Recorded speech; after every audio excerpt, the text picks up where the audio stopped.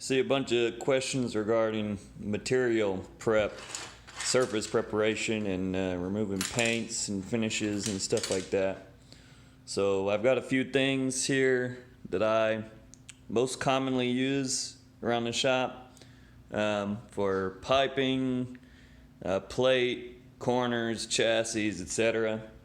When it comes to crevices, places where 30-year-old factory paint just does not want to come off correctly, I always suggest these. These just crimped stainless wire.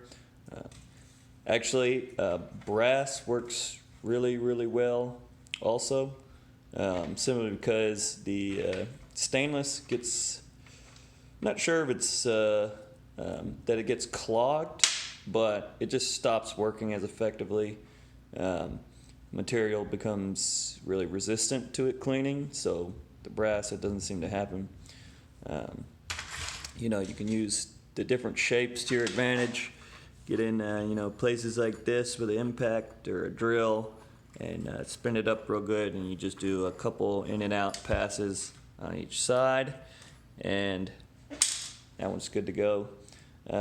These, for getting those, you know, kind of cornered areas and chassis and places like that, I typically just get this, and I have a much skinnier one that I just shove down into the corner of it and set the drill on forward and reverse, forward and reverse, and it'll dig all that stuff out.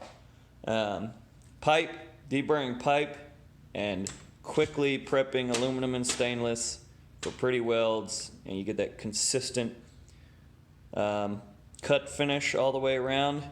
These guys, these are 11 bucks on Amazon for a big box of them and a bunch of different grits. They are really good, and they're squishy as well. So you can also use these to shove into places that you wouldn't normally be able to get to. This is the new Milwaukee die grinder.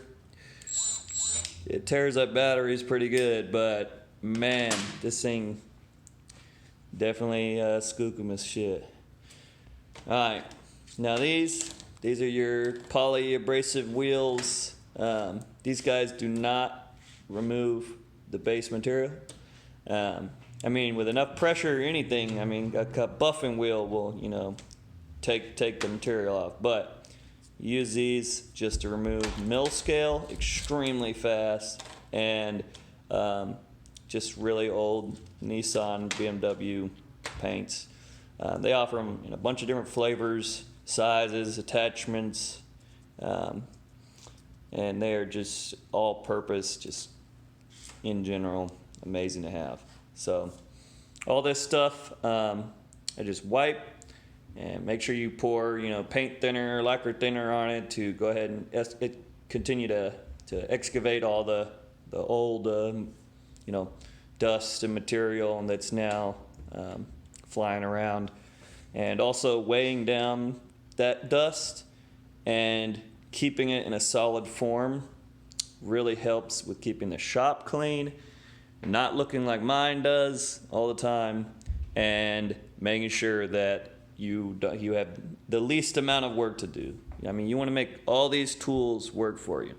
People that say they sit there with a wire brush or whatever, that's great, man, but I wouldn't waste my fucking time. So